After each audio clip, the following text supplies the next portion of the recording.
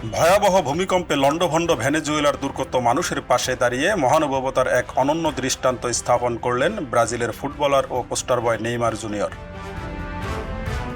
জরুরি উদ্ধার তৎপরতা ও মানবিক সহায়তার জন্য দেশটিকে $2.5 লাখ, যা বাংলাদেশি মুদ্রায় প্রায় 3 কোটি টাকা অনুদান দিয়েছেন তিনি।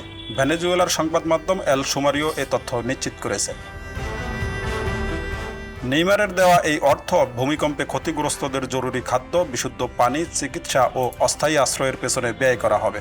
দুর্গতদের প্রতি সমবেদনা জানিয়ে নেইমার এক খুদে বার্তায় জানান, ভেনেজুয়েলার মানুষের জন্য তার হৃদয় কাঁদছে। তিনি আশা প্রকাশ করেন এই সাহায্য ক্ষতিগ্রস্ত পরিবারগুলোকে একটু শক্তি ও স্বস্তি দেবে।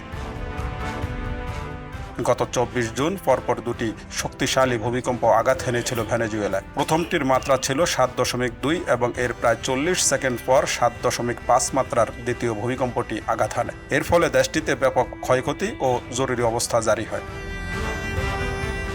এদিকে ভেনেজুয়েলার পাশে দাঁড়ানো 34 বছর বয়সী নেইমার এখন বিশ্বকাপ খেলছেন। ব্রাজিলের প্রথম দুটি ম্যাচ চোটের কারণে মিস করলেও স্কটল্যান্ডের বিপক্ষে 3-0 গোলে জয়ের ম্যাচে শেষ দিকে বিকল্প খেলোয়াড় হিসেবে নেমে মাঠে ফেরেন এই ফুটবল তারকা।